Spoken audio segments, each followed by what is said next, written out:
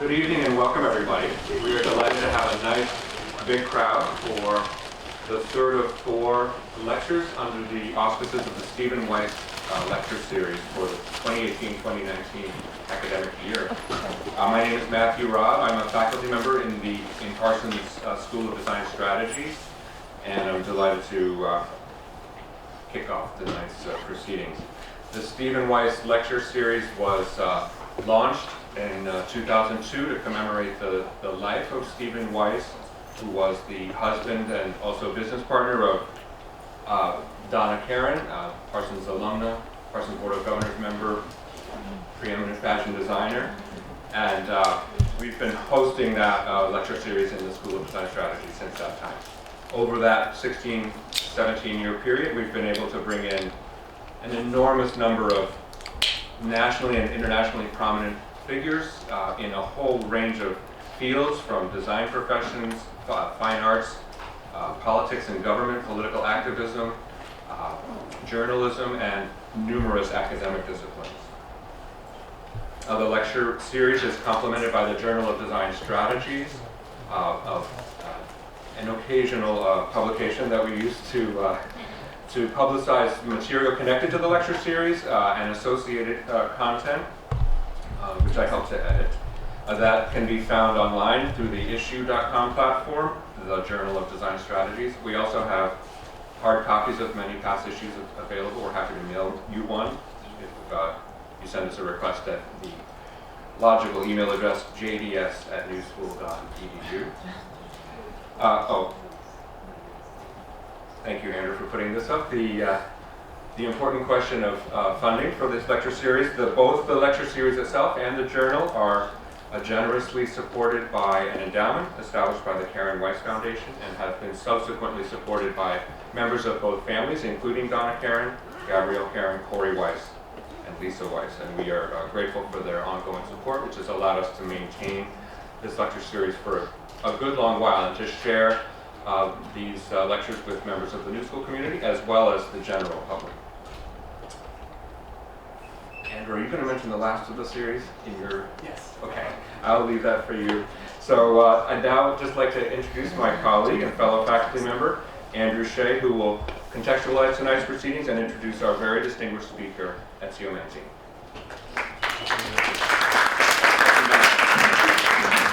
And then my job is to kind of get out of the way and let Ezio do his thing. But I want to give you a bit of a context for what we're doing tonight. And this is not just an effort that I've been part of. As you can see, there's another name up on the screen, and I'm sure most of you know Mariana Amatullo, who who is very active in this community. But she's been a great collaborator on this series. And unfortunately, she had a scheduling conflict tonight, so she couldn't be here. But she will be at the next one, so definitely come back if you haven't met her. So this series is globalization. We've heard of this term. It's a contested concept. And it's not the first time we've heard about this here at the New School, here at Parsons. What does it mean?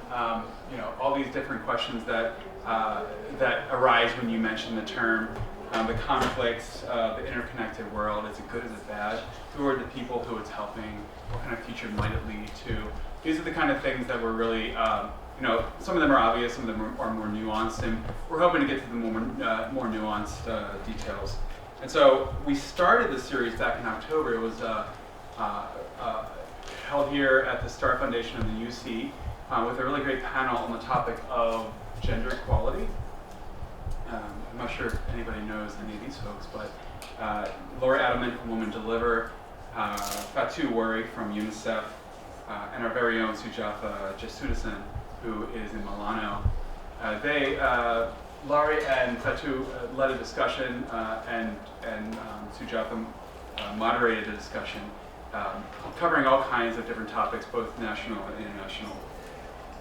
Next we had Indy Johar, really interesting speaker, big thinker, as are all these folks, but it was really interesting to hear him talk about some of the big problems and opportunities he sees, and he spent a couple days with us also discussing it with some students as well, so it was great to see him interact with the community.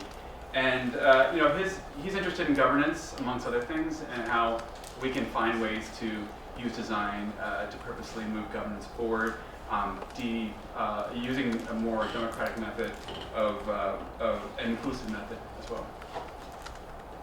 This is a slide to promote the fact that these videos, recordings that we're actually recording right now, they're online. So you can watch these if you weren't able to go.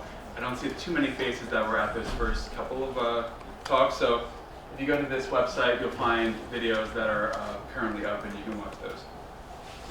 Now, looking forward in April, we have an anthropologist come and talk to us about some of the details that he finds so pressing, and I think it gels really well with us too. Arturo Escobar, who is a keen and distinguished professor of anthropology at UNC Chapel Hill. He talks about not just human-centered design, but he talks about Earth-centered design and the idea of the Cloververse. And so if you're not familiar with his work, he's a fascinating person. Had a chance to meet with him when I was at a conference this summer, and he's going to be a really interesting addition to the series. But the main attraction, the person we're all here to see, Ezio Manzini. I just learned that he actually has an honorary degree from Parsons, so he is from the New School, of course, yeah. He's not a stranger to our community, and he's always welcomed here. As you can see, he does many, many things. He not only founded the DESIS network, which is a sustainability and social innovation network, which is really growing quickly from what I can tell. But he also has his footprint across the globe, doing a variety of things in different universities, as well as his honorary professorship in Milan. And we're here also tonight not just to talk about some of his ideas as we've seen them in these different venues, but also to kind of celebrate a new publication that he's part of. It's just Politics of Every Day, which came out in November. The book is part of a series called Designing in Dark Times, which a couple of colleagues, including Eduardo and Clyde, are part of putting together. And so he's going to share inspiration that's based on that, on this book and other things to kick off the night. So please join me in welcoming Ezio.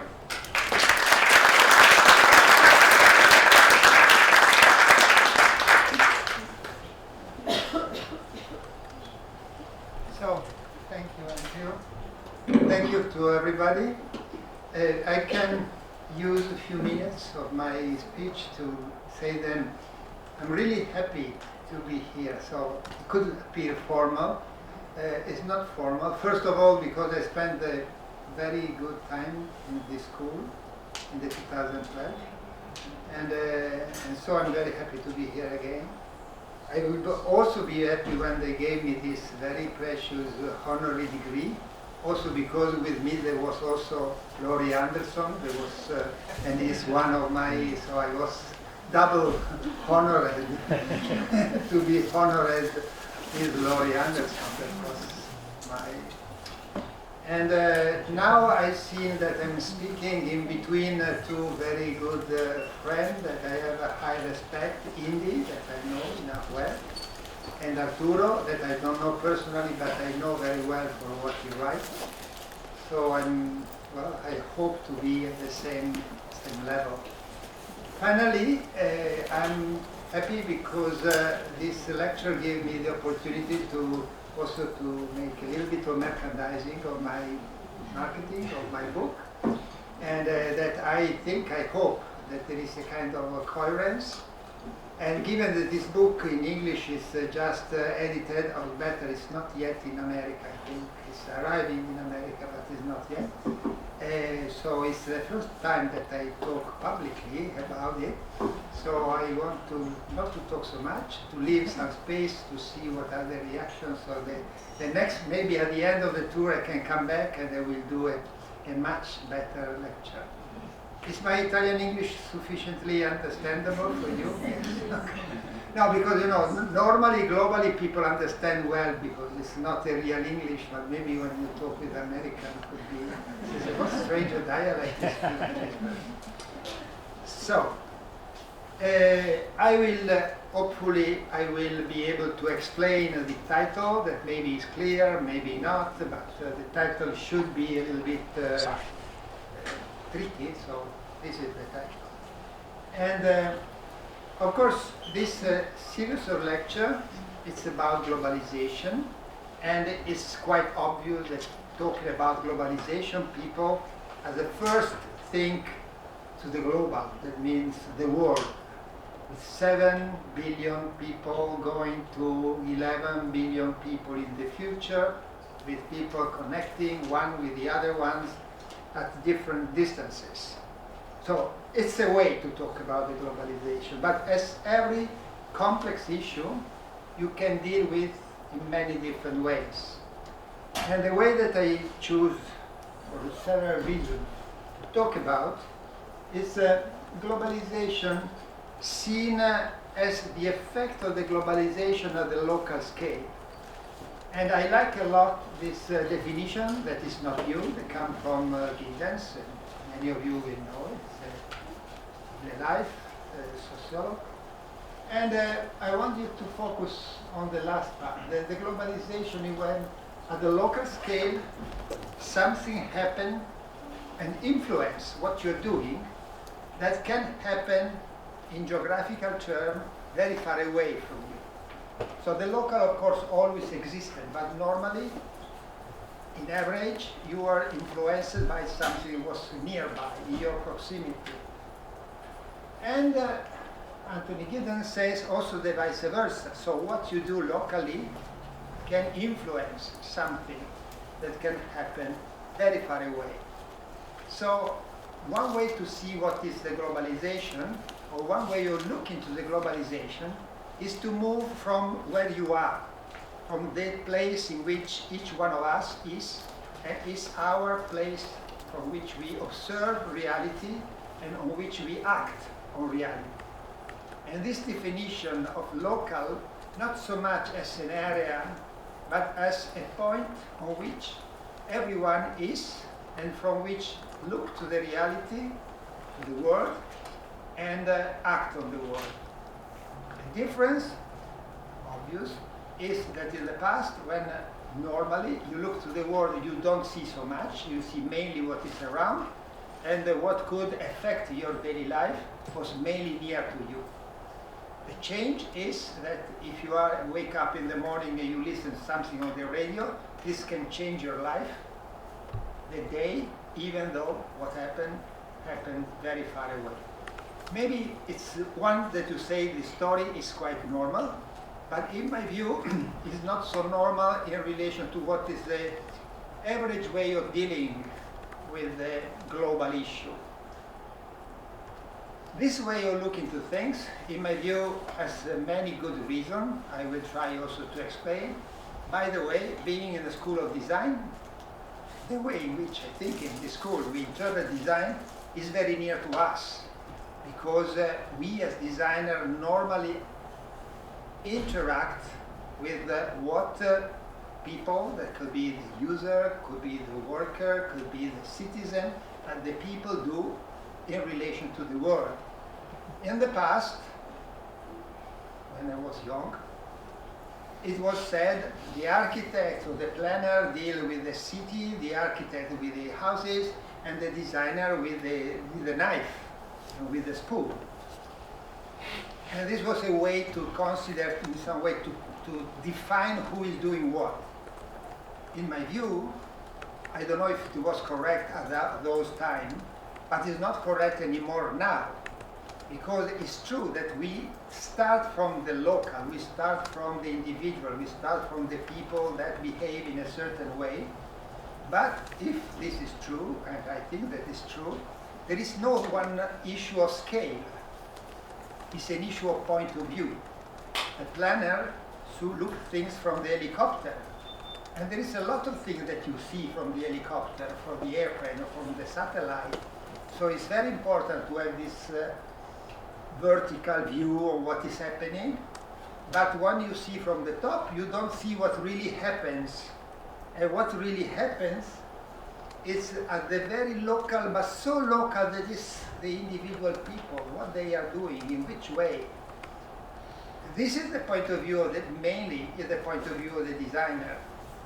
The change that brings to talk about hyper-local and not local is that in the moment in which this person is there, this is Hong Kong, by the way, but is there. But in the moment in which there, she is talking with probably his sons, because this lady is a lady from Philippines. Yes, there are many ladies from Philippines in Hong Kong, and they have all the relationship at home.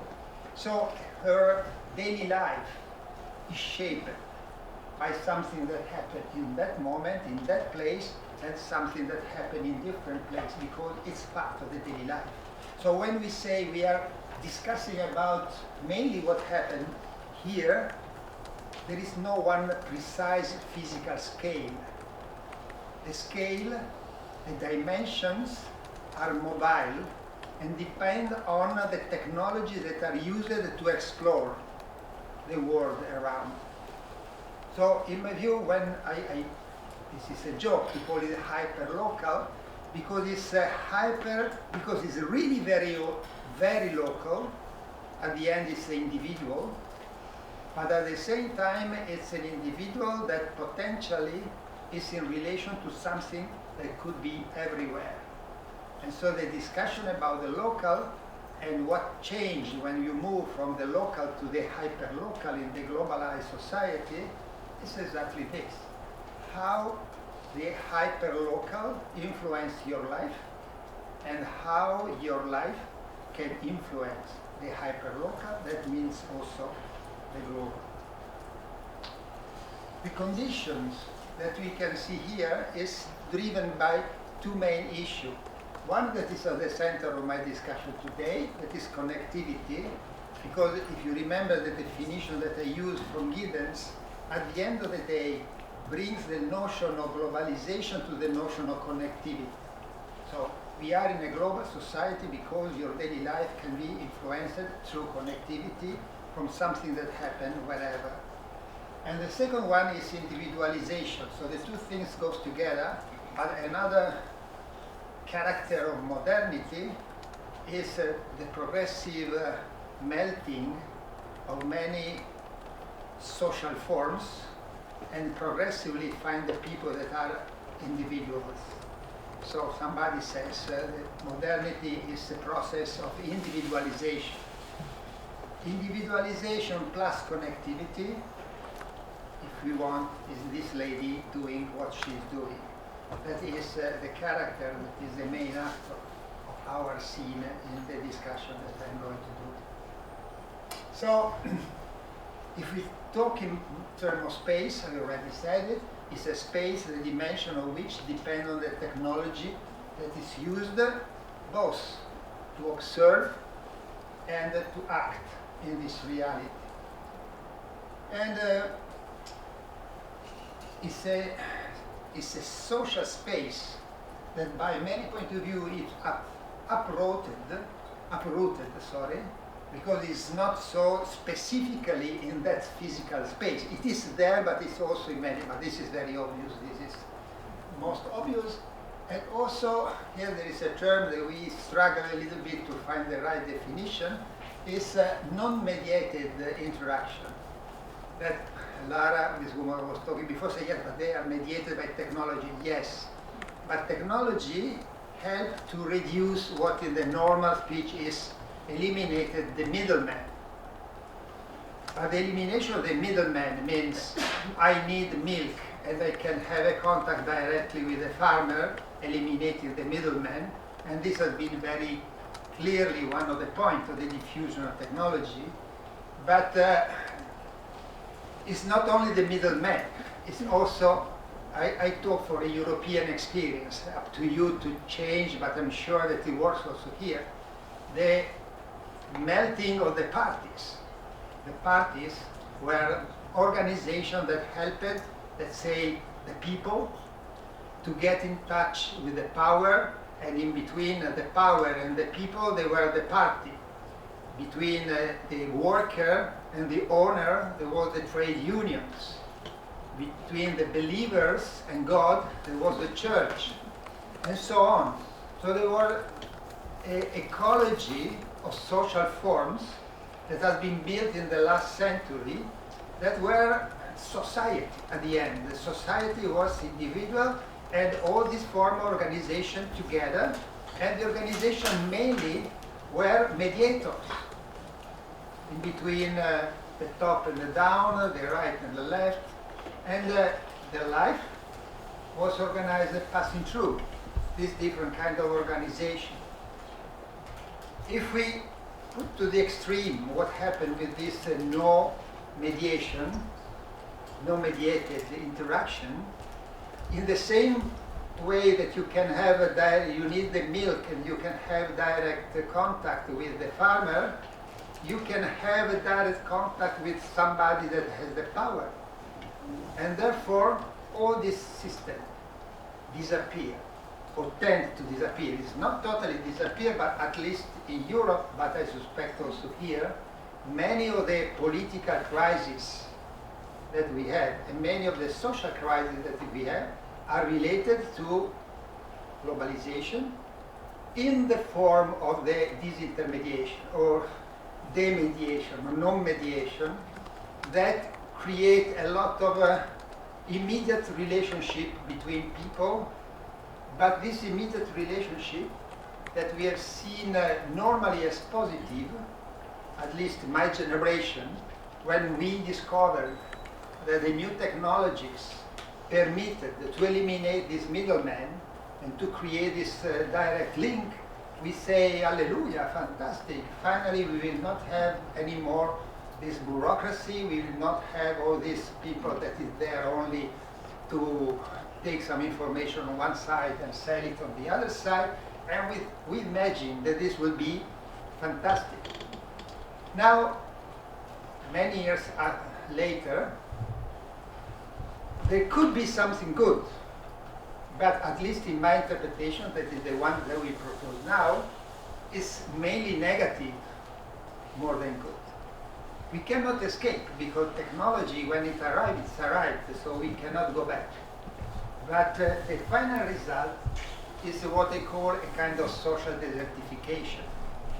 So if we imagine society as an ecosystem of organizations, and you reduce the variety and the richness of these many organizations to a pseudo relationship in between me and the other one that I need, the milkman or the pope or the president or the leader of the party, this changed totally the society and the way in which it happens. And results. One of the most obvious results, I don't know how much you are talking about this in America, but there is a lot of discussion about this in many places in Europe, and especially in UK, if somebody knows, the issue about loneliness become really something that everybody discusses. They did a kind of ministry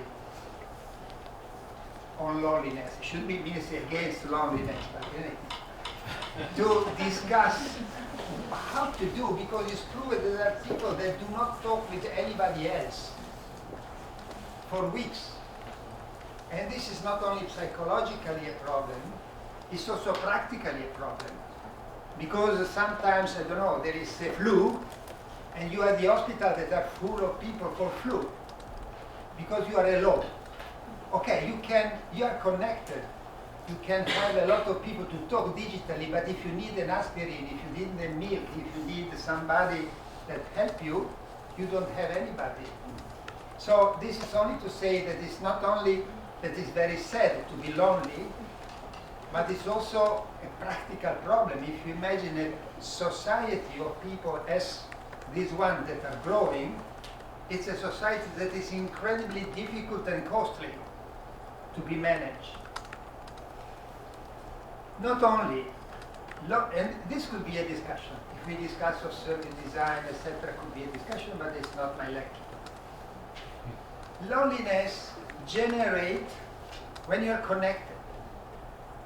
As you know, the ones that are more connected now are the elderly.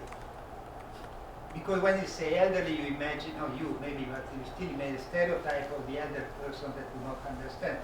I am an elder too. I can, my peer are continuously looking because they don't have anything to do else. And this connectedness exists already a lot. And what happens is that progressively people talk only with the similar one. You know very well is the issue about the bubble of communication bubble. I don't know how you call it here. Communication bubble, also this one is the contrary of what we thought at the beginning. We thought, oh, we are all interconnected, there will be a lot of exchange. But if nothing happens, there is a lot of exchange in between, though that is easier to exchange. And this means that progressively, and also helped by the algorithms, people tend to talk only with the similar-minded. And given that people has a lot to complain, you start to complain. And starting to complain with the people that have the same kind of complaint, you have the haters. And this is also is not only something that is not nice, it's a real problem. And also it's the issue about fear. Also here, unfortunately, as in Europe, there are politicians that build their own power on fear. Where, I don't know here, but in Italy, for instance, we have a net the reduction of crime. So there is a kind of incredible contradiction in between, in this case, it's a reality done by numbers and the perception of fear. And why people have fear? Because they are alone. Because you feel alone, you enter in these groups, you see, oh no, there has been somebody that has been killed, not so many, or maybe robbed, and it grows.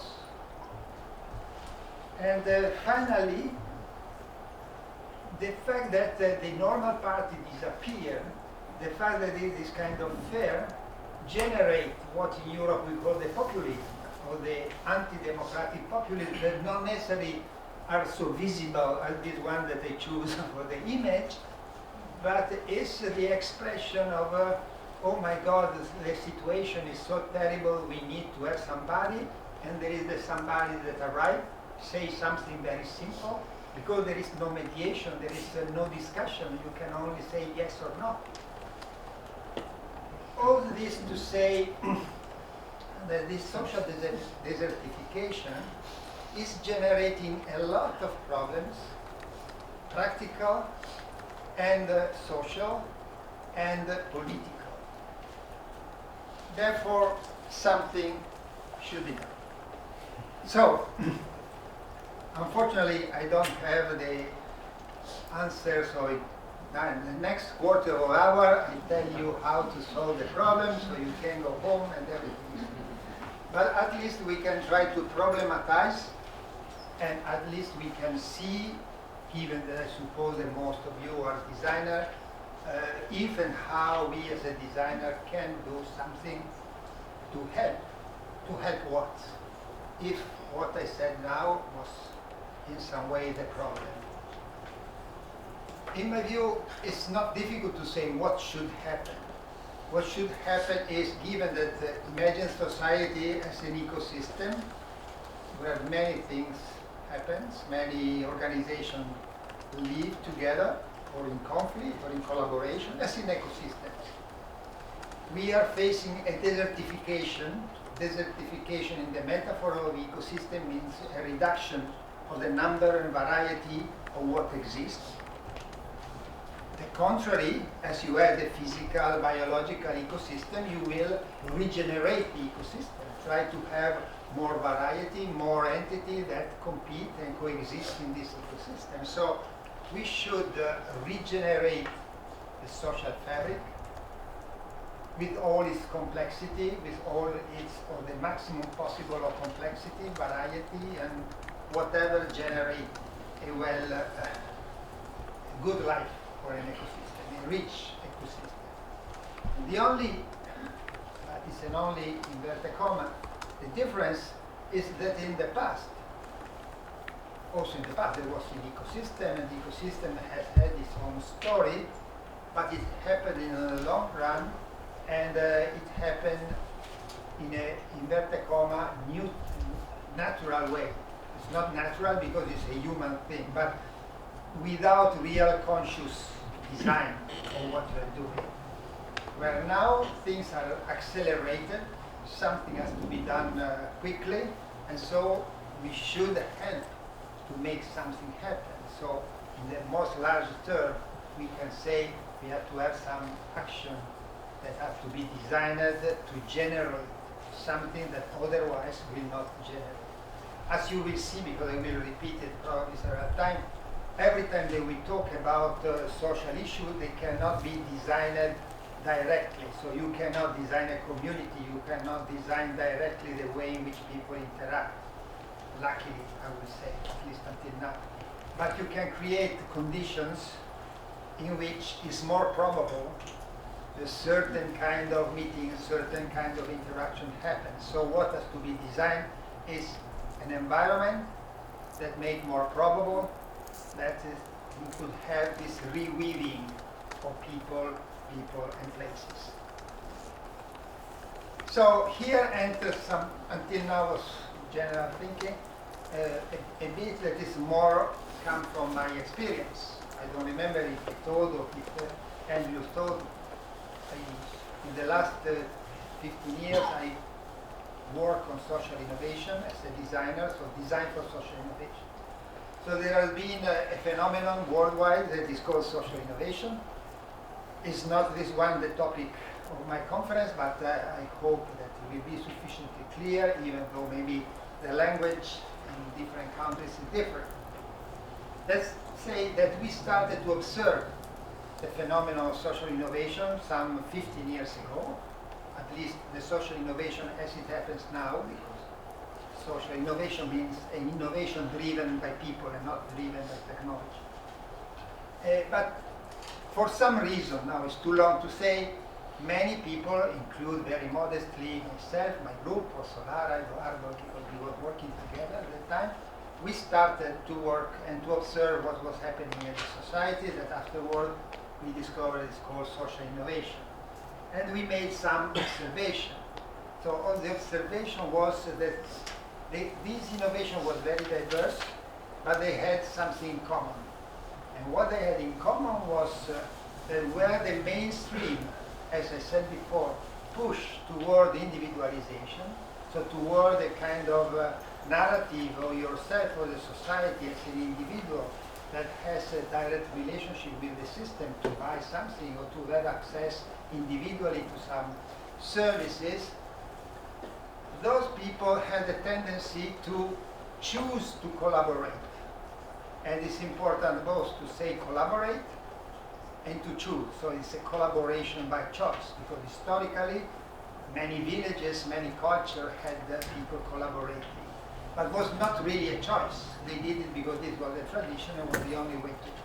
So if we take this one, the circle of care, this one in particular is in London, those people are together because they choose in some way and in different way to help each other. And looking 360 degrees around the daily life, we can find an example of people that choose to collaborate to make something happen practically in every single aspect of our life. Now I cannot enter, I will not enter in each one of them. Each one of them has some stories and motivation, etc. But they have this element in common. So, and this is what we recognize from the beginning. Somebody choose to get a result, and all these form organizations that are appearing do not exist without something that you want to do together. So the ones that I consider are not simply group of people that say, well, maybe we can meet and have a chat. They exist, but it's not this one the real new thing. The new thing is there is to solve some problem. In this case, the lady has a big house and she's alone, and a little bit in some difficulty. A young lady do not have a house because the student, and they decide to live together, and you can imagine the kind of synergy. So everything is by choice. And so to collaborate by choice. And we can find it in every possible area. Here has been simply to give you the flavor of what I mean.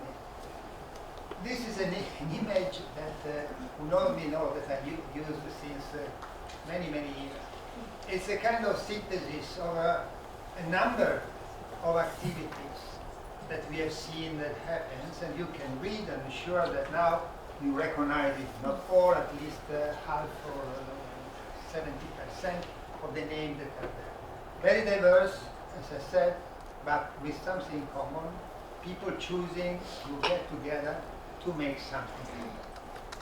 And at that time, after a while, we try to understand the phenomenon, and we say all these are a form of service.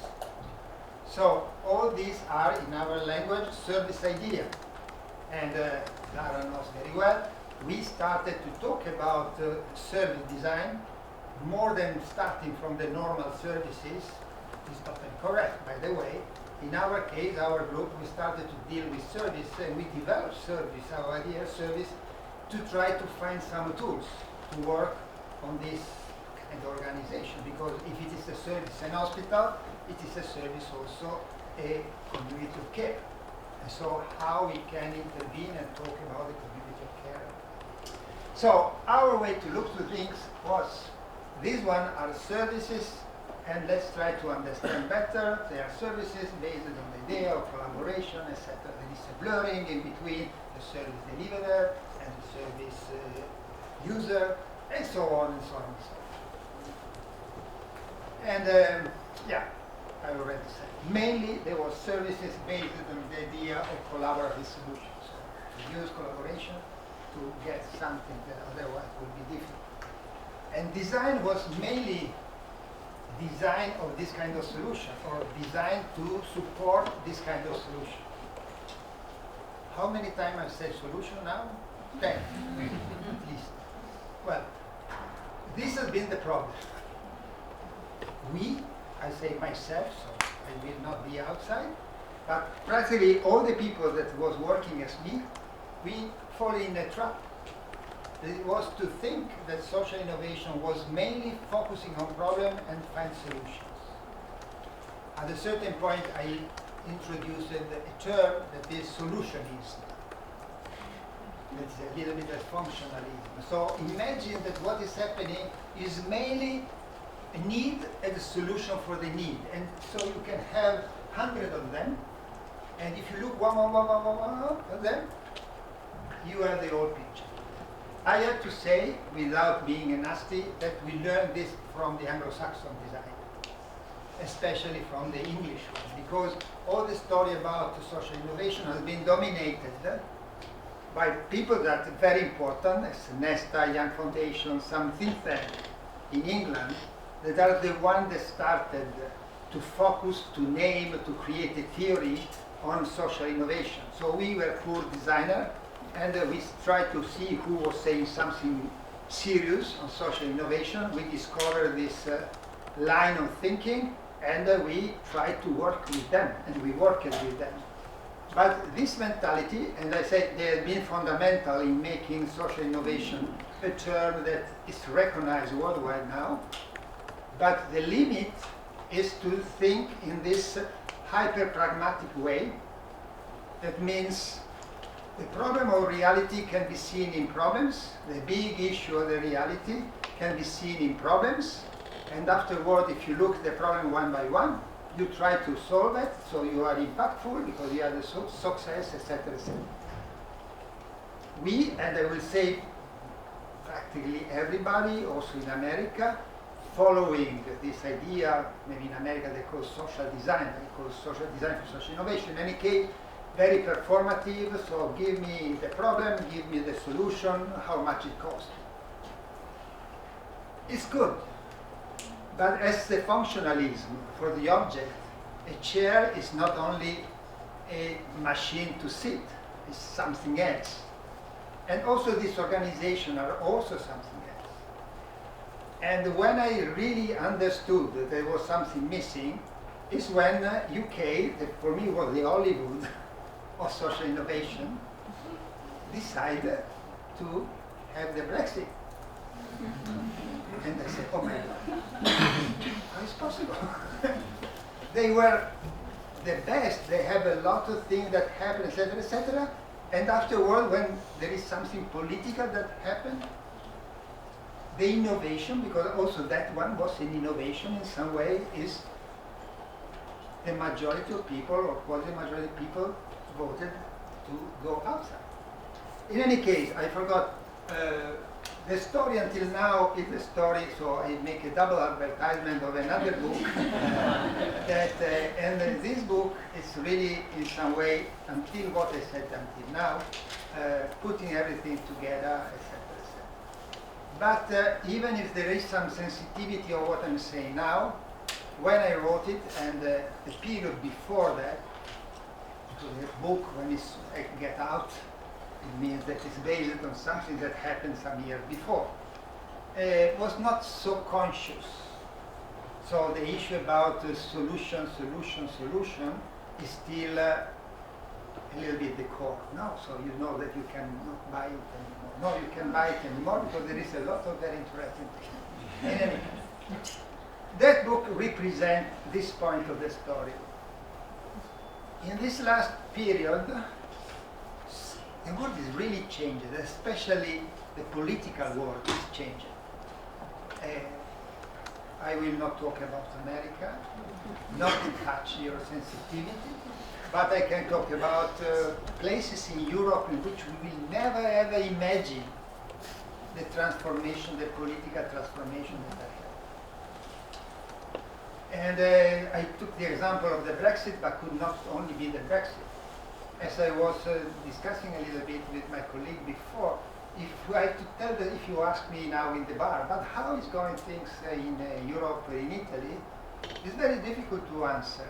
Because all the story that I told you until now is true and is growing. So I can tell you fantastic stories about social innovation in Europe. And probably I know enough for China, I can say something for China, and I imagine also here. I lived in Milano, that is a city where a lot of things of social innovation is happening. At the moment I'm working in Barcelona, that maybe you know, it's a very hype, there is a major that is incredible. Nevertheless, at the same time, it has never been after the war so dark. Not because designing the dark times, but it's so dangerous what is happening. So how we can put together these two things, how we can at the same time see that some ideas are going on and in some way growing, and at the same time such a disaster. To take an example that is for me very, very near to my heart. Since we started to have the so-called problem of the migrant, me and my group, we tried to work with the migrant. And I could tell you interesting story of positive integration. So if say what social innovation and design for social innovation did for migrants, I can make a lecture and it will be positive. At the same time, the Italians that in average have a very positive attitude toward the migrants, now they have a very negative one in the majority.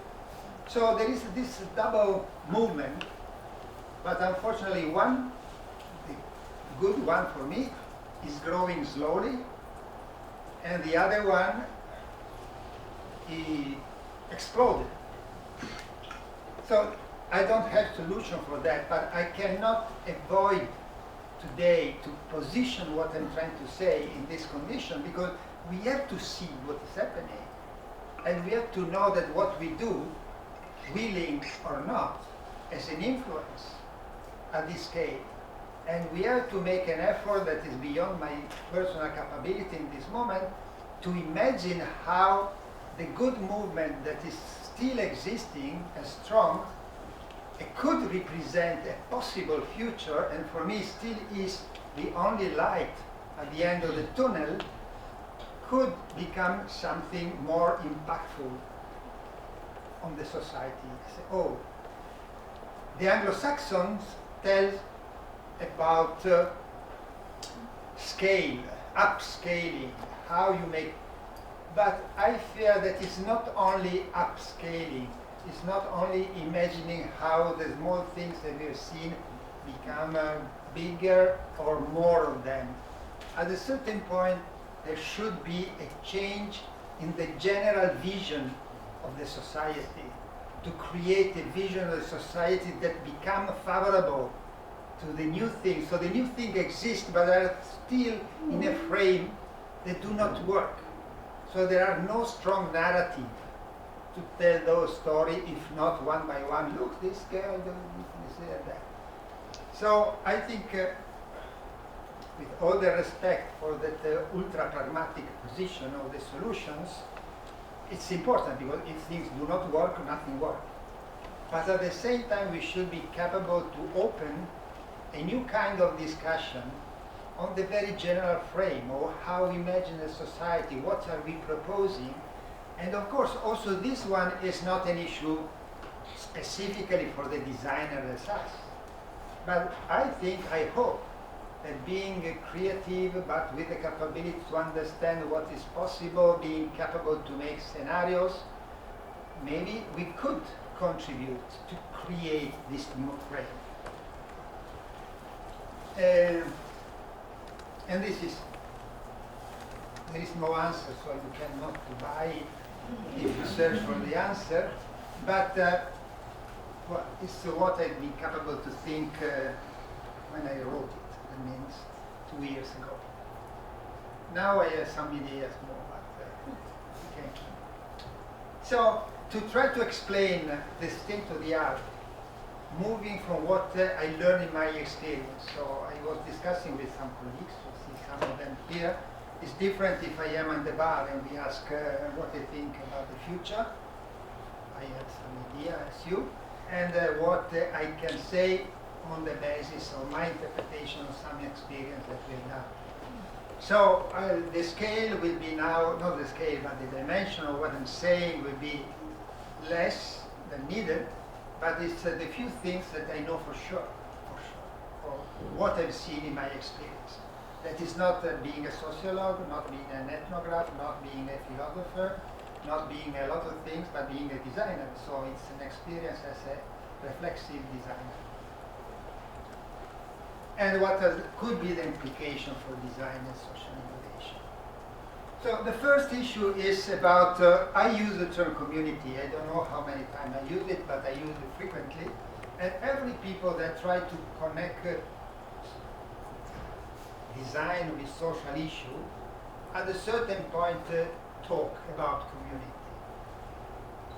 The problem is that when we say community, very frequently, I don't know you maybe you are already changed, but myself tend to think to the community of the past.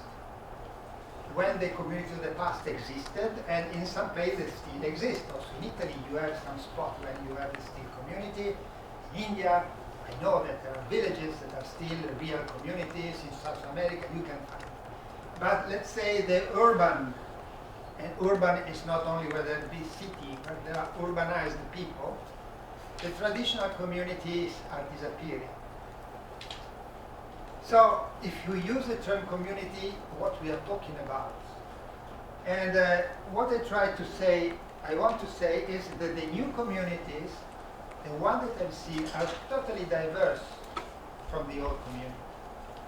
First, in the old community in the village, you was born in the village, so it was not a choice.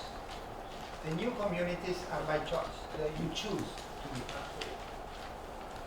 The village, nothing in human things are totally closed, are near to be closed. It was not so easy to have something from outside, it was not so easy to go outside, so mainly people were that group always the same. The new communities are and should be open. The old community, if somebody betrayed the community, went out from the community, was seen as a very negative move, and a kind of sin to be out of the community. The new community, by this point of view, are reversible, so you can enter or get out, it's not a problem. I will give you an example because I fear that otherwise it's too abstract. Imagine, you know what is the collaborative housing? People that decide to live nearby sharing something. The old village could be similar to the old village, people living nearby sharing something. But they were there from the beginning, from generations. And all that I'm saying now was not possible. Somebody could say, yes, but maybe the hippies community or the kolkhozs, the kibbutz, there were community by choice. People choose to go there, but they were strongly ideological. So before you choose a community and afterward everything comes. Where the new community are negotiated as a role. If you enter in a co-housing or collaborative living system, of course you have to like to be in this kind of community, but it's not fixed what you have to share. It's the group that in a very pragmatical way decide what to do. And I could say they are project oriented, so the people are together because they want to do something. When the something is done, maybe there is no reason to stay together, and or vice versa. So this alone could be one lecture. What I want to say is we can talk about these networks as a community, but we have to have very clear that the ones that are emerging now are totally diverse from what has been. And very often, also in my experience, when you try to repropose a community of the past, you fail. Okay, but let's go on. So this is one point. I call them, at the moment, maybe we will find a better term, I call them light community.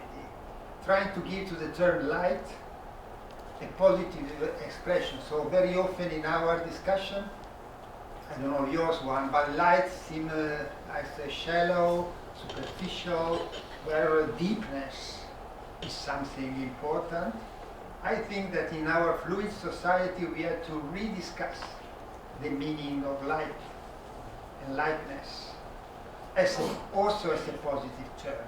For who do not have not read it, they want to read it, you can go to the Calvino's lecture, American lectures, yeah, and you can find a chapter on lightness from Calvino, that is, for who do know, is a very important author, also very translated in America. And it's perfect, the way in which he talks about something light, but not for this shallow.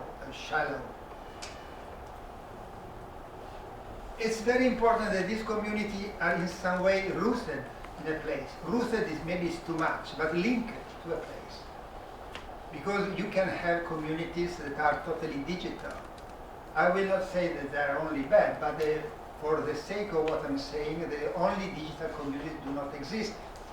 To be linked to a place means that there are a group of people that find reason to talk about the place, reason to have a conversation on the place. And when you have a conversation on the place, because you have something to do together in this place. So maybe these people can meet digitally, in this case for sure, because I know them. So they have very simple in this case, they have a Facebook, and they connect themselves with Facebook, but at a certain point they met and they do something together in a place. And for several reasons, the new community that we should help to promote should be related to places. Another issue is when we started to look at these communities, we was very interested to the community that was totally peer-to-peer communities. In some way being a little bit suspect when there was somebody else. This is also a very long story, but the result is to have a new way of doing things that works and lasts in time. You need to integrate also what we normally call the top. So the network should be not totally horizontal, but capable to connect your peer and somebody else. Because if you want that things happen, a form of institutionalization, a form of stabilization, and somebody with the power to solve this kind of issue has to be there. So it's important that at a certain point, maybe at the beginning there will be only the very active people for the basis, maybe they could also make some movement. But when you look at the very banal, it's not banal because it's fantastic, but very obvious example could be the community garden in New York. When they started, there was the guerrilla gardening, there was squatting and fighting against the police. Now, in my view, for what I know, I hope they're still like this. They work very well, they become a lot, and if you go there, you see that there is the Green Thumb, that is the organization of the council that take care of something. So the way in which you create this complex balance in between the community and some form of institutionalized power, this is very complex, it's very diverse, but it's important to be taken account. And finally, to make something happen, you need also to have some knowledge. And this is the last point that we added, because in Italy at least, there is a kind of growing attitude toward being ignorant. So to say to be ignorant is good, is perfect, against these stupid people that know they read books, etc.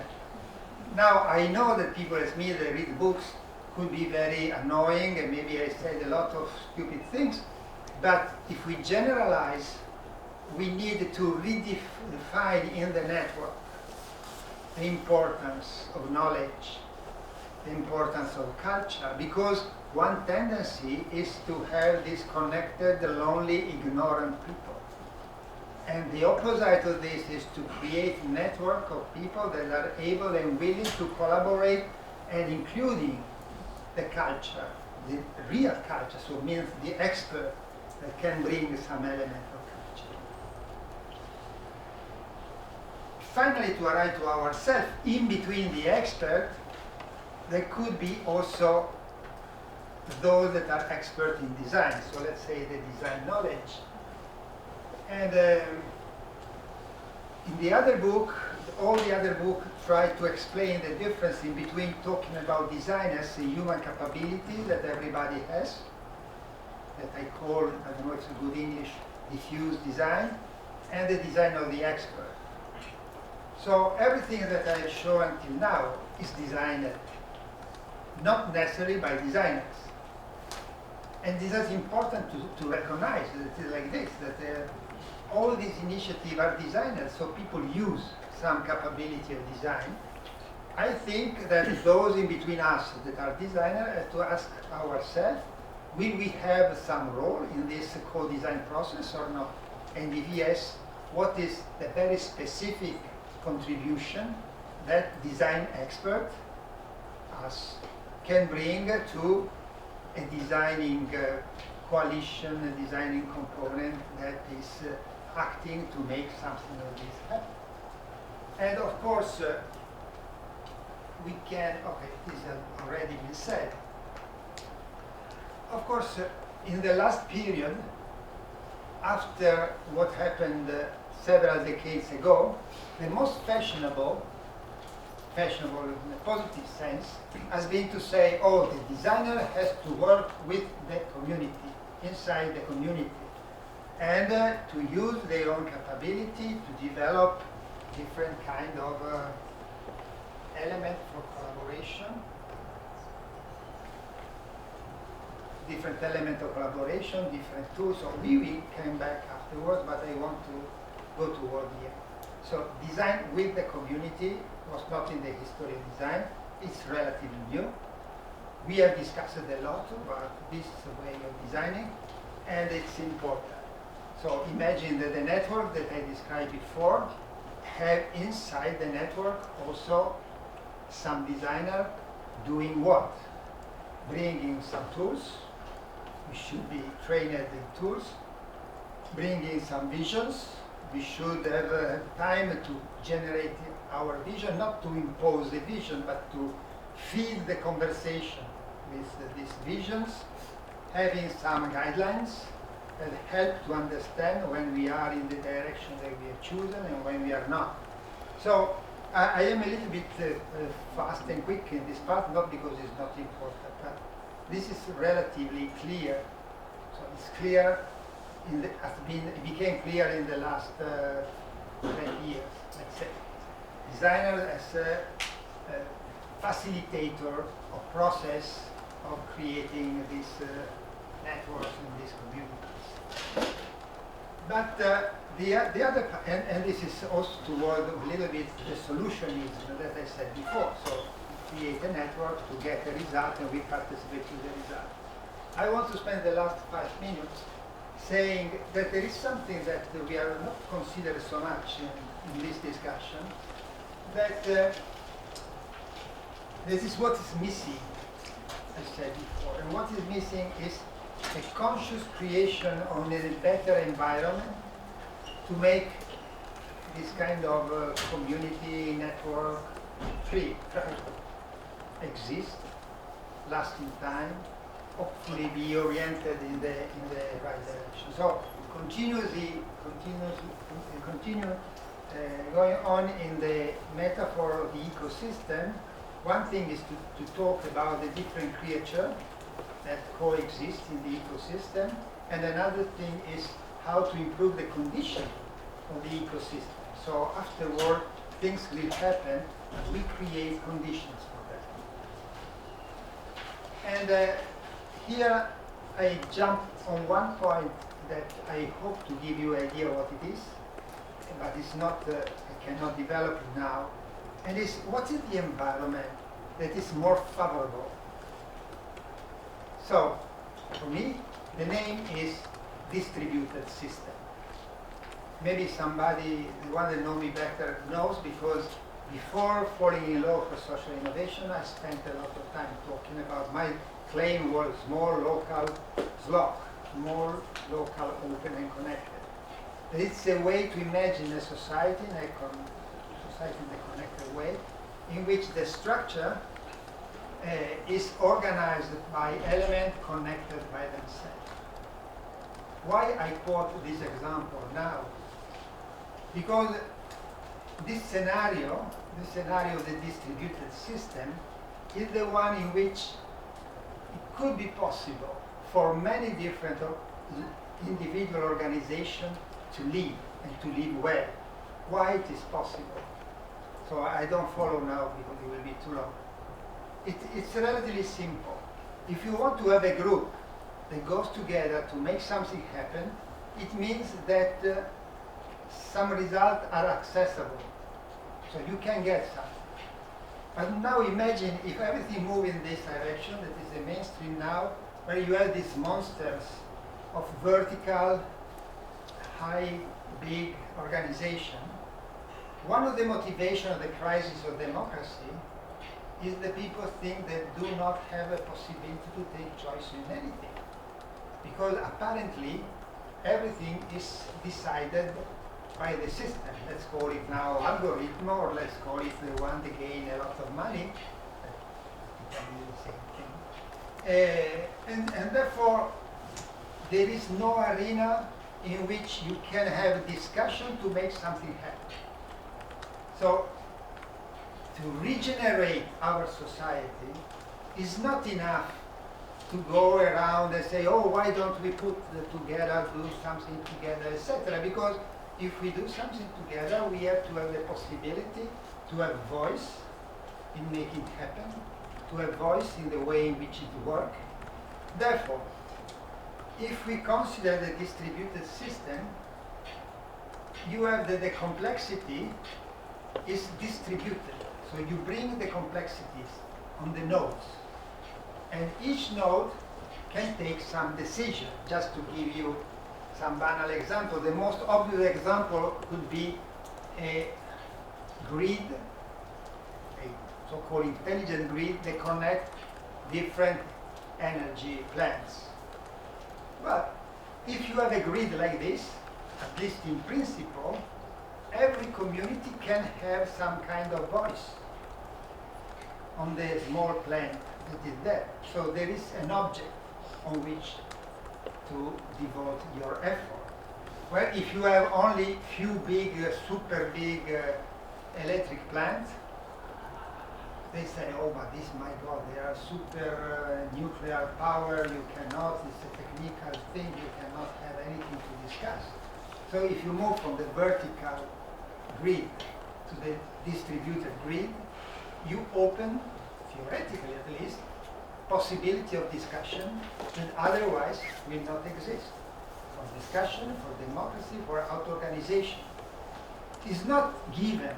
So the mistake in the past, we said, if we have a distributed energy production, we will have a democratic society. Not at all, because you can have a dictatorship also based on distributed grids.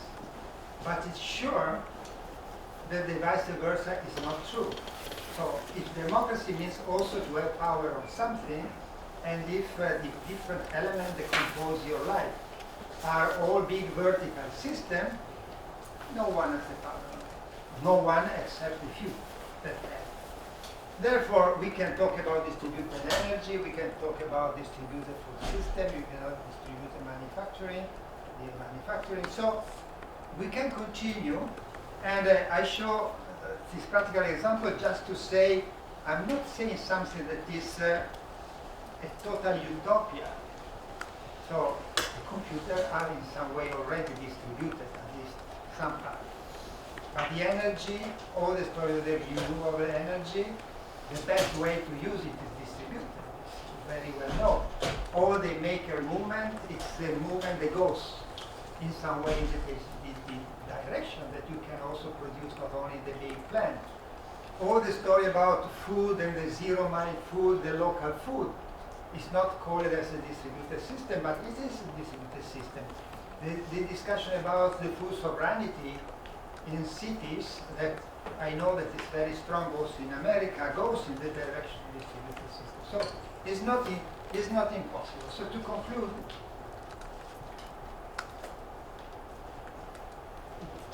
until now, so the beginning of the story was designing objects.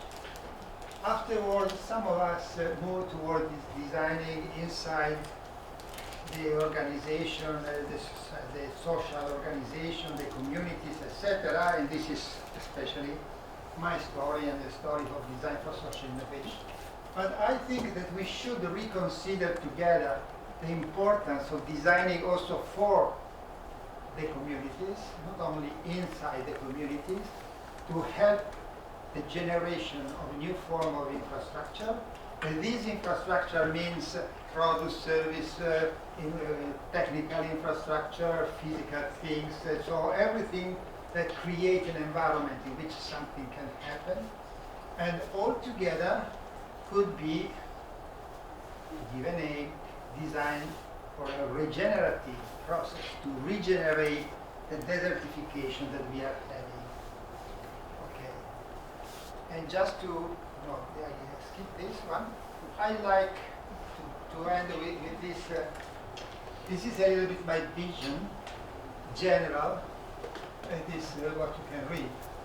So, to rediscover the use of this collective intelligence that had been around 20 years ago. Imagine a design intelligence, so the capability to design something, to do it together, and to create a system, an environment that makes this kind of intelligence and collaborative intelligence and design-oriented or project-oriented possible. How to go there? You can see the few things that I propose are maybe some little step, and I thank you for the attention.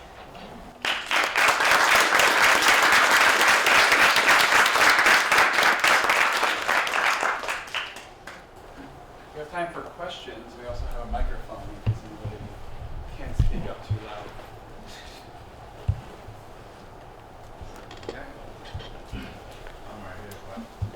So I'm kind of thinking aloud, but it seemed as though distributed systems was something you were aspiring to, but now it's a precursor for the ultimate aspirations of bringing people together to choose to collaborate to create new services. You know, what's yeah, going but it's a little bit the chicken and the egg. Exactly. Let's say maybe I am proposing, I told it, too much my personal story. So having been me and many years me so much oriented toward looking at the social dimension, and the social dimension organizes small things, blah, blah, blah. Now I think we have to introduce in the discussion something more about also the environment in which this happened. And so I went back to the story of the distributed system that is not invented now, but they have a certain consistency, to say maybe we have to bring the two things together, and if we have to find a narrative that could be convincing to much more people, you remember my original concern that I was saying before, it could not be said, oh, you put together many school buses, many food co-op, many car sharing, many carpooling, and the society will be so many little things. We have to find something that is a little bit more wide, because we are talking about a new civilization. So my little contribution is, at the moment, if I think what could be the best organization for having this kind of society more dynamic, is to have a place where people can take choice. To have the possibility to make choice, the system has to be distributed, because if the system becomes big vertical monsters, you cannot take any choice. And by the way, this is also, in my view, the bad thing that we can do to regenerate democracy, because I don't know in America, but in Europe, democracy is in crisis. And therefore, for me, you cannot simply say, oh, people have to be committed and participate. To what? If apparently there is nothing to choose. So if you do not redistribute to the nodes some choices, there is nothing to choose. So there is no reason, if not, to vote time by time to say maybe this person will change something somewhere that I don't see. So my motivation in this moment comes more from political issue, crisis of democracy, crisis of the political way of trying to explain what is a civilization, move through what I know, social innovation at the moment, and try to see how we could generate an infrastructure that make not sure, but more probable or possible that things moves in a certain direction. So they are linked together, and it's difficult to say what come before. Okay, a quick follow-up to that is, so we landed on this place where we're trying to essentially have folks who are capable, who have a collective conscious capacity. So we have a competency and we can collaborate together because we have power and knowledge to hopefully create these industries that are distributed, which then can, fuel the fact that we want more social innovation. How does that play into thesis? Because it seems as though, that was kind of the impetus there, and how does that actually operate with that in mind? Are you trying to create a new generation of designers with that competency? Your thoughts on that? Yeah, well, the first part was an observation, and I agree with you. On this, it could be a long discussion, but to make it very, very short, it's a network of groups that are in the schools, that are together to try not to start every time from zero, but to share the experiences on something that when they started was totally new. 10 years or more, 12 years ago, was enough to say in the school, look, there is also the social innovation, not only the technical innovation, what we can do, and this was enough. Now, of course, there are so many people that are dealing in some way with social innovation, even if they do not call it design for social innovation. And the basis is rethinking the motivation of the existence, to say in one word, but we can talk chat afterwards. It's to create knowledge, so to very light, because this is the lightest organization that you can imagine. We don't have money, we don't have nothing. But to create some focus on which schools that are doing similar things can in some way connect and exchange experience. So, for instance, with Eduardo and Lara years ago, we started a cluster on public, on the issue about how change the public and design for the public in relation to social innovation. Personally now I am particularly involved in a cluster that is called Design for Collaborative Cities, so trying to see how many these things move toward the issue of city making. We had clusters on video storytelling because there was a problem about that. Clusters on, we tried to have a cluster on the favela, on the underserved communities. This has not really worked well until now, so we try to find some topic on which, in a very voluntary base, who is interested, converge and organize something to exchange. But I can tell you, or they can tell you, because they are our local things, are the local basis.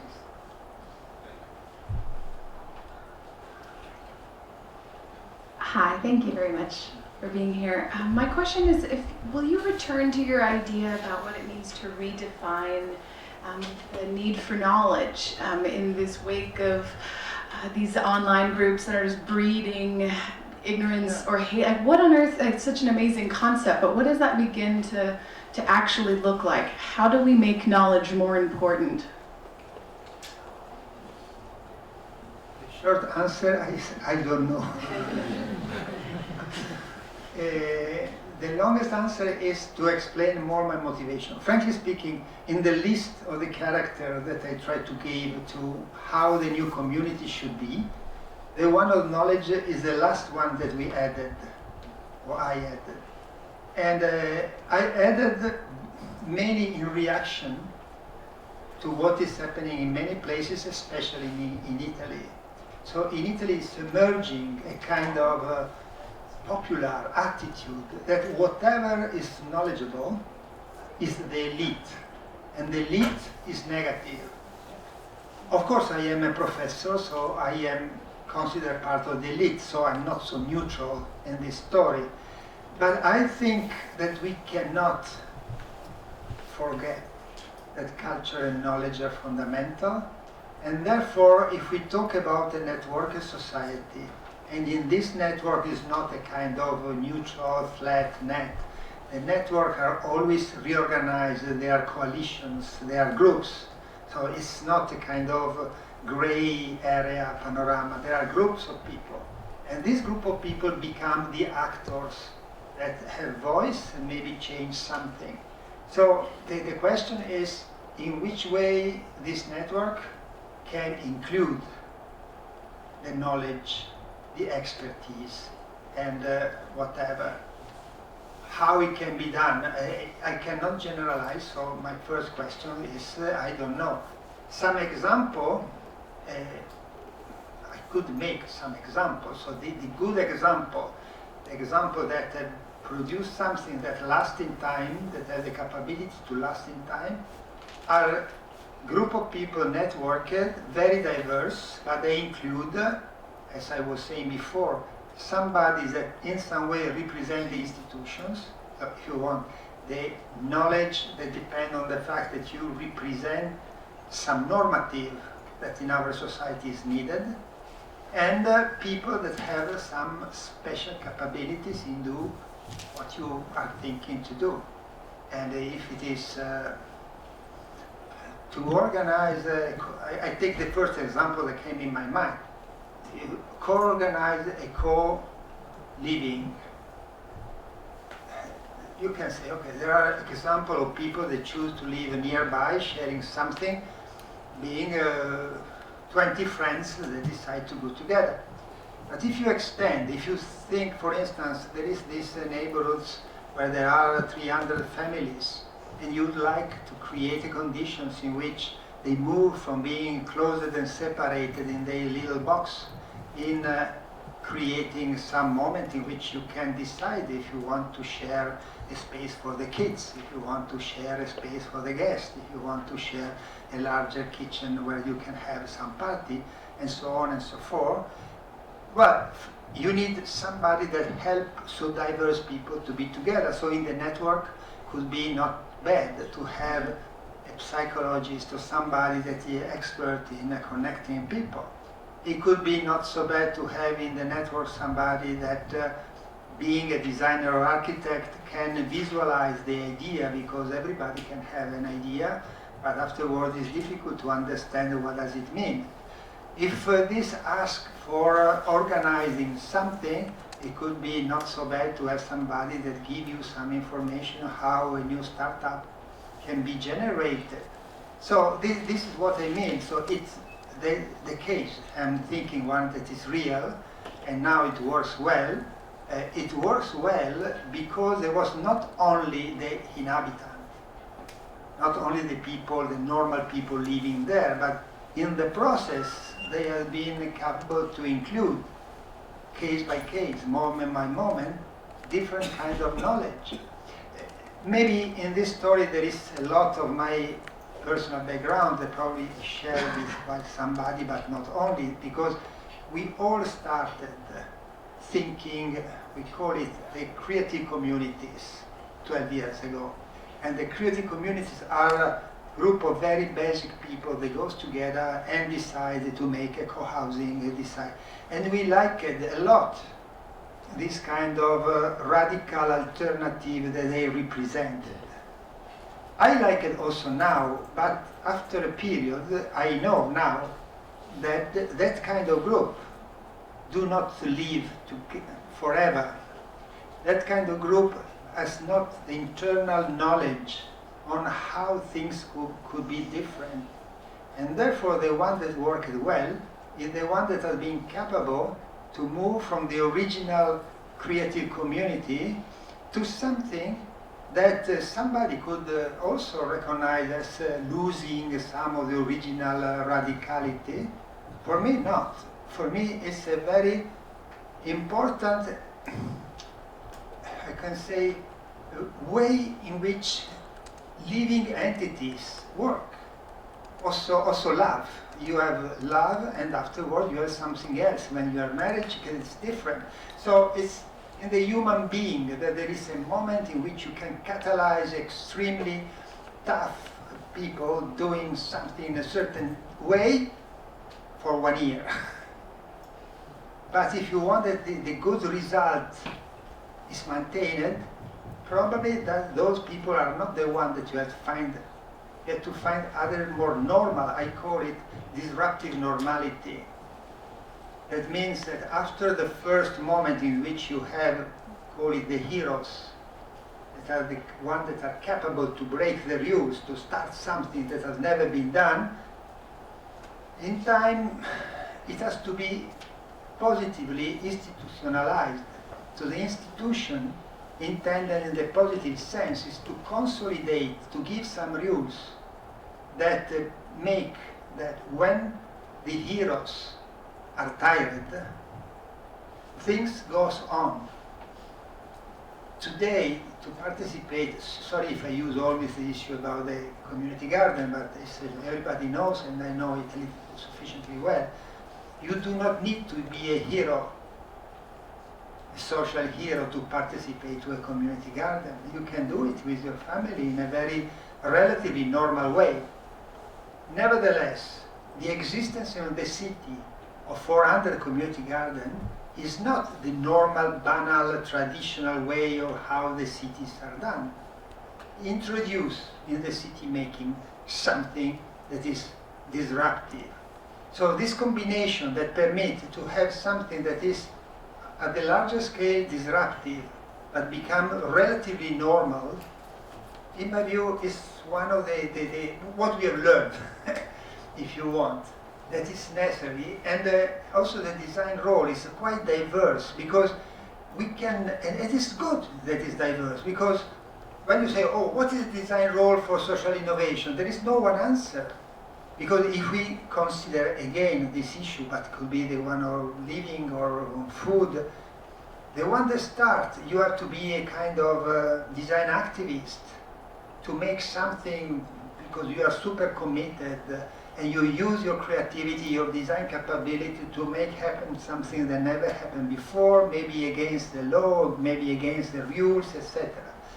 If the idea is good, and if your interlocutor are not stupid, they will understand that there is something good. So progressively, it matures.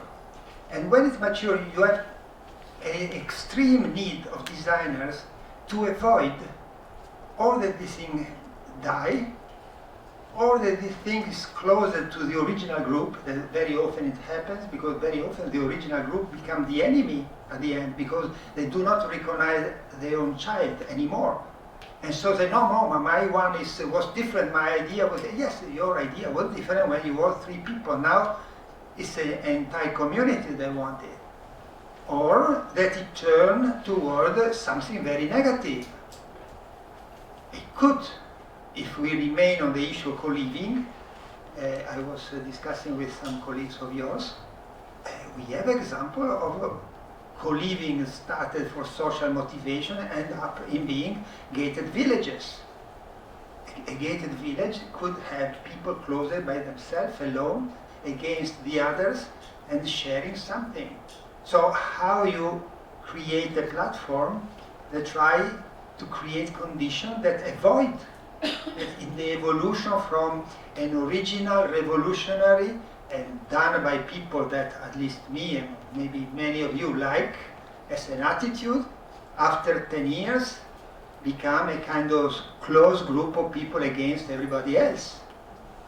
But if you can have some institute that gives some rules, that says what can be done and what not, in a very gentle way, because the people should feel ownership on what they are doing, well, maybe this will not happen. So this is the role of institutions.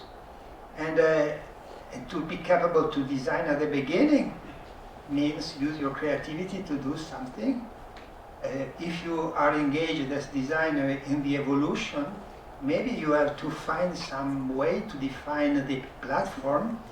Are you aware of the term affordance?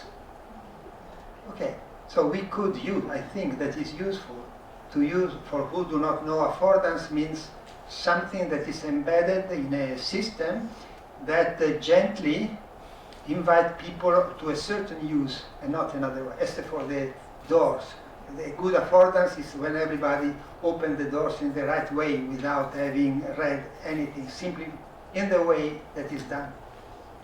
The affordance is what we can put in the platform to create conditions that help to move in a certain direction. Uber become a monster because there are no affordance that guarantee that the driver should not be a professional driver self-exploited. BlaBlaCar is not perfect, but it includes in the platform some element that avoid to become Uber, because by definition the driver cannot be professional, because the etiquette of BlaBlaCar is to sit in the front and not in the back. It's banal. It's not so banal, because if you sit in the back, it means you are the taxi driver. If you sit in the front, it means we are two peers that we have to discuss. This is a very simple example, but it's to tell you that there could be something in the system that is not a kind of strong definition, this is forbidden, this is forbidden, this is forbidden. Because if you do so much, it do not work. But maybe some element that helps to avoid to follow in one or the other side. So maybe I talked too much, but there was also the answer to your question in this long discussion.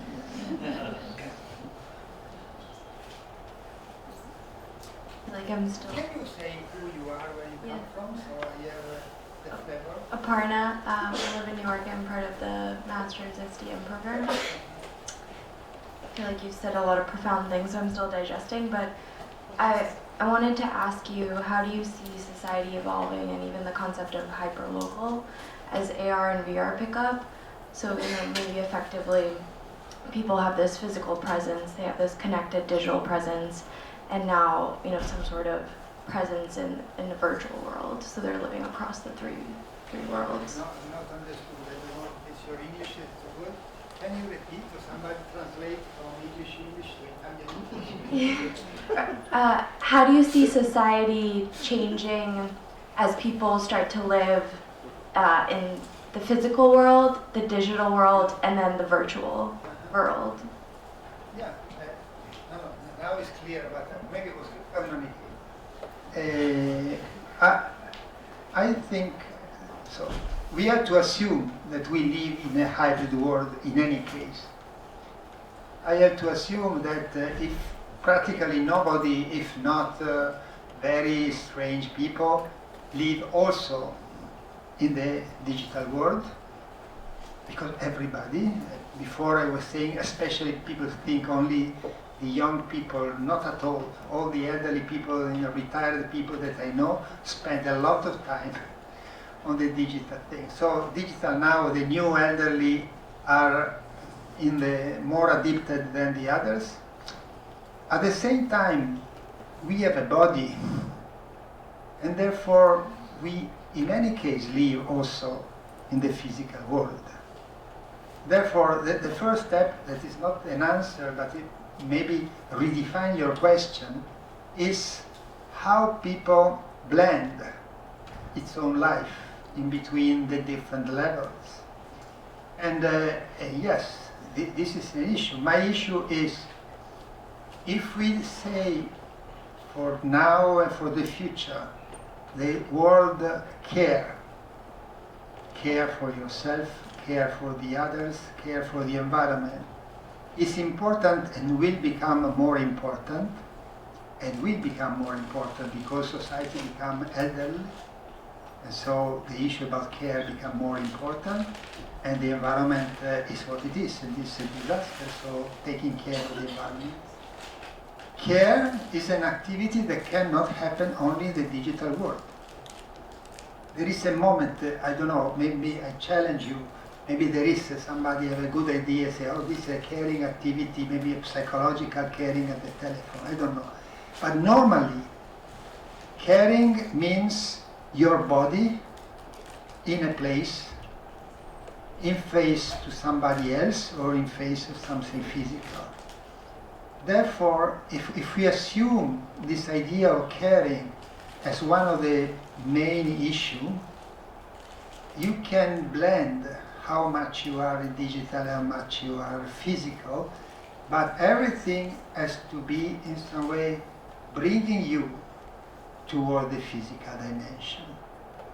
In my experience of social innovation, since we started at the speed that is incredible, we moved from examples. So the first book that we did, there was the majority of the cases did not use some website at that time.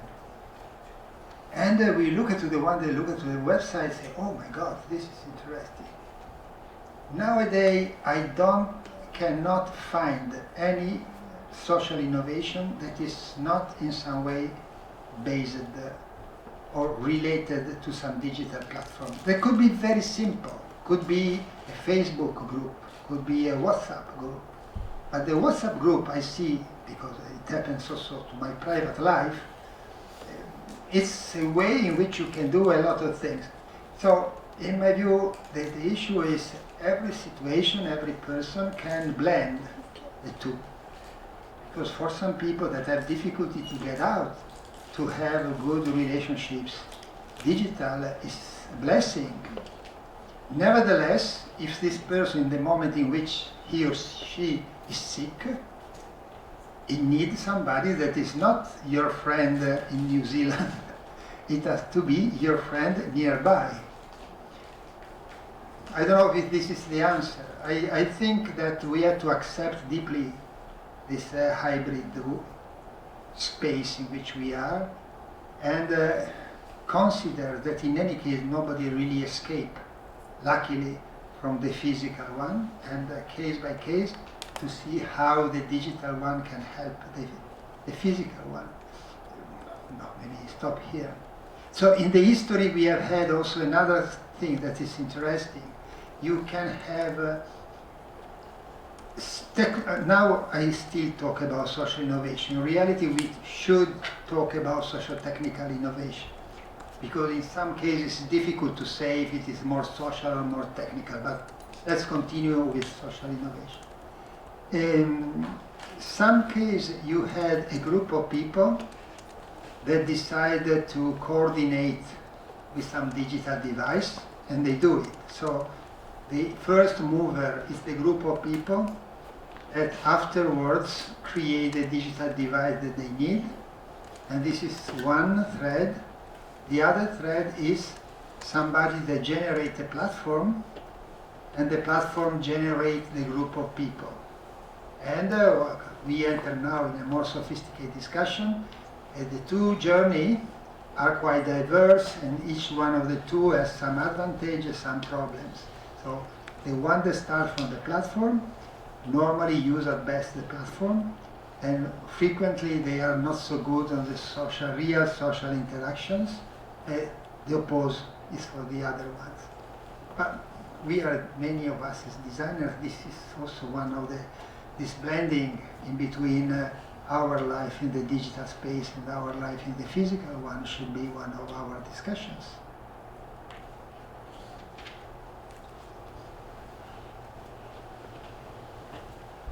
Well, thank you for your speech. I'd like to begin with the way you actually examined the whole problem, like global, local, as a division, but also as a way to connect them. And I would totally endorse everything you said in the talk. So this is not going to be a critic, but a continuation of your thought process. Some issues that I deal myself as well.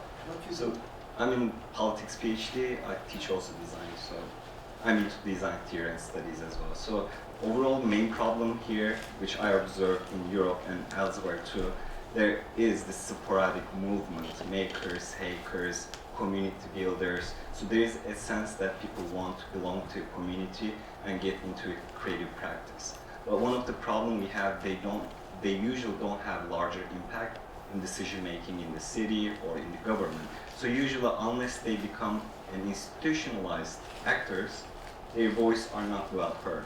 And we all know that institutionalization cuts the link between with local and the center, right? So there's this dilemma about the future project becoming like an obsolete because of this institutionalization drive. So the second problem, I also observed that most of the contributions that you made were about techniques of decision making, techniques of including people. And this is more about how we make collective decisions, through which kind of knowledge and from whom, right? That's why it's important to connect with local and global. But I feel like what you described to me is a democratic government, like in an ideal sense. So instead of talking about institutional design or electoral design or how we can fix the current democratic government decision-making processes, meaning as a designer without any political motive, to look at an electoral system which is pretty much designed by elite with gerrymandering, with electoral college, and redesign these processes seems like avoiding to invent the wheel again, because it seems like even if we have this super nice idea about creating a community-driven politics, it still holds the danger of becoming an institutional power later. Thank you for this constructive conversation, and thank you for everybody, because I need to have a conversation, because otherwise if I only tell my story and nobody say anything, you touch 2 points that are really crucial and open.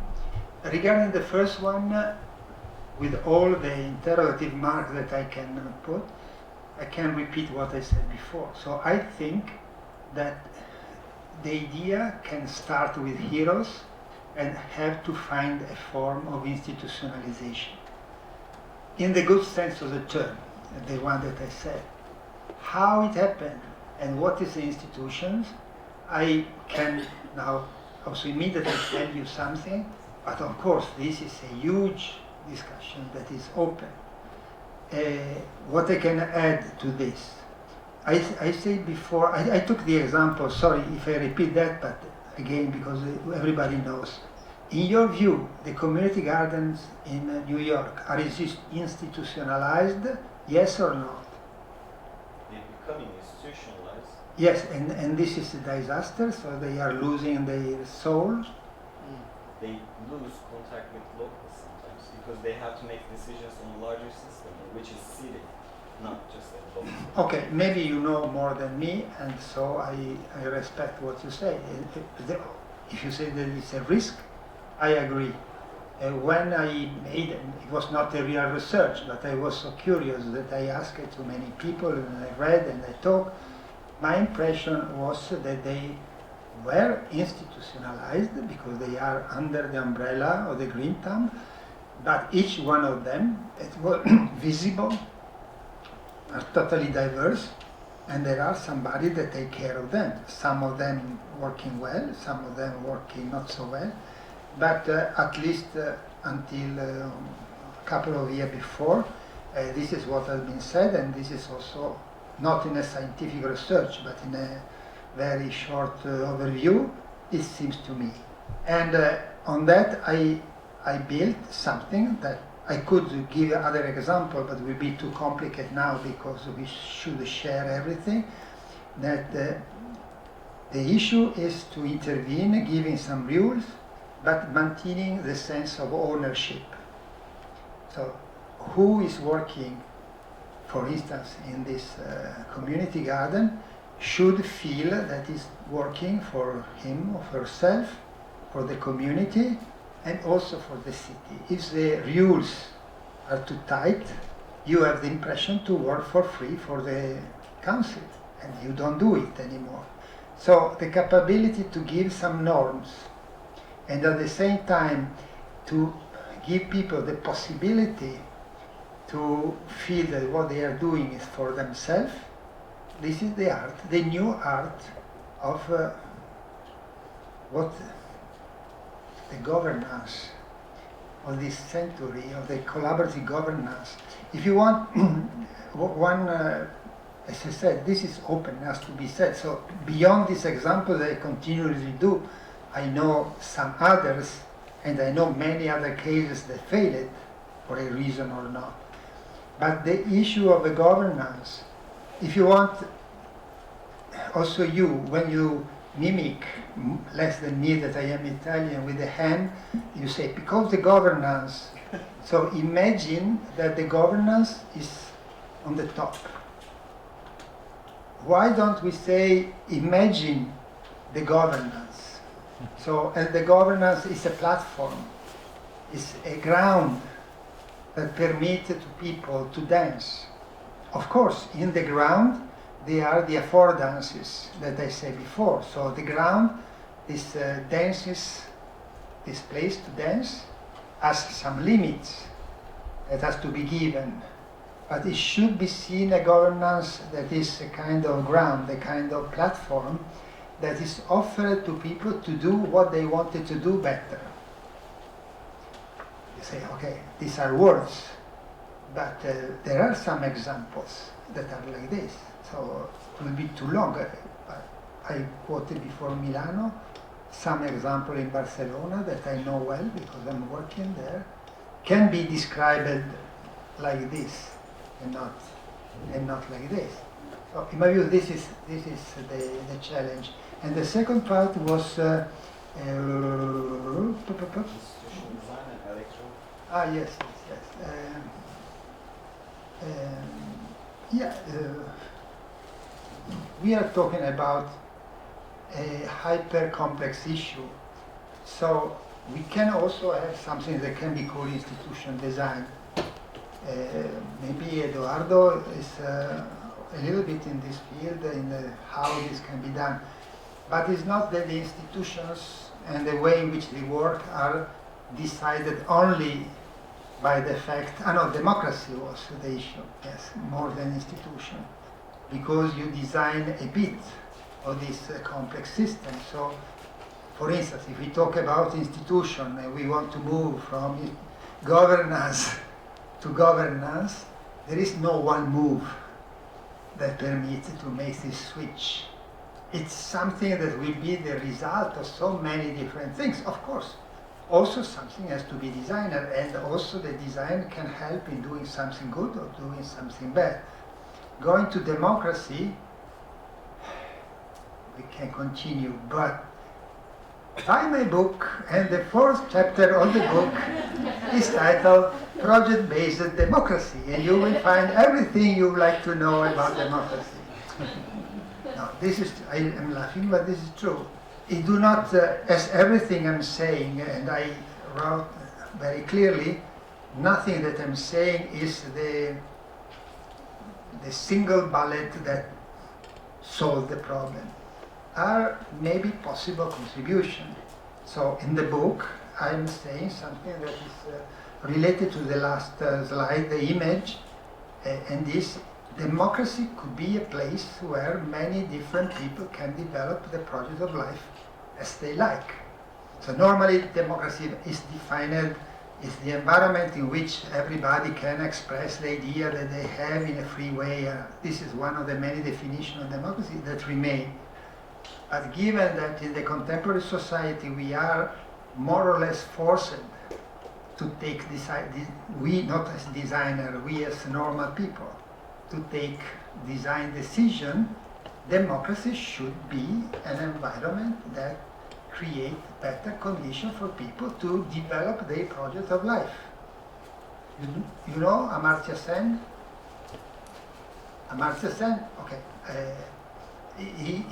At the basis of this idea for me are the theory of Amartya Sen. That means the people should have, people live inside some limits, and these limits can be extended. So democracy should be a place in which the limits of your field of action are extended. And are extended in the way that ideally, as everything like this, it's not that you can do it, but you can have a direction. The direction is to create an environment in which people have more possibility to live the lives that they like to live. And given that to live the life that they like to live, this is Amartya Sen, you have to design it. So in some way is to have the freedom to design. And to have the freedom to design, it means that the governance is done in a certain way, that the people is taught, not that everybody has to be taught as a designer, but has to be helped, the same way that we say all the kids should be helped to maintain their own creativity. We should say people that have some design capability should be helped in maintaining and developing their own capability to have a design approach to the life. So this idea of a democracy that permit to many projects to exist, to many ideas to be expressed, in my view, is not the solution, but is one of the solutions. If you want, maybe this is also the last thing that I say. In the past, and also now, but now it's in crisis, you voted for a party, and we assume it's very obvious. What is a party? It's or should be a big organization around the project of society. So when we say democracy means to vote for a party, it meant to vote for a group of people that have a project on the society. In the moment in which it seems that there are no alternative and every party say more or less the same because everybody has embraced the same catastrophic idea of future, the party collapsed. And therefore, to rebuild democracy, we had to feed the conversation with the new ideas of what could be done. So, if the big parties and the big idea or the big ideology are not anymore effective, we have to find other way in which some idea had to emerge. Because if the idea do not enter in the debate, there will not be democracy, because democracy means to take decision on something. If there is nothing on which it's possible to take decision because they tell you everything is given, there could not be democracy. So democracy is also feeding the society with alternative future. And a field society with alternative future has to do with where we take this idea.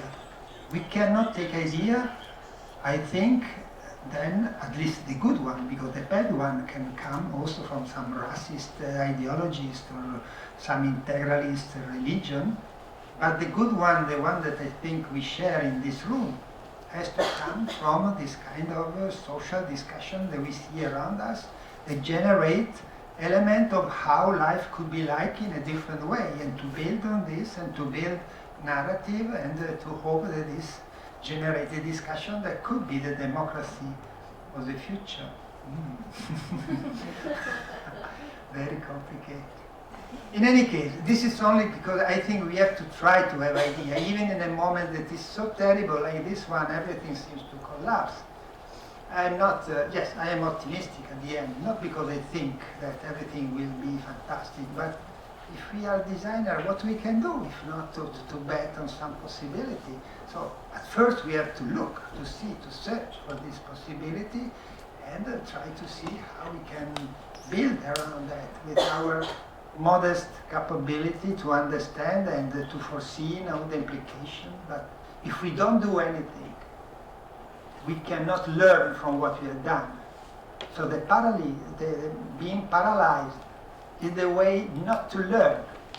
And our society has to learn how to move towards sustainability. But waiting for somebody to give the solution do not bring us in any position. So we have also to accept to make errors. And we will make errors. But at least if we make an error, if we are open-minded, we could recognize the error and maybe change the direction. I think with that we need to wrap it up because we only have room for 30. Thank you so much. Of course, you'll have a chance to chat with him afterwards, but let's give a round of applause.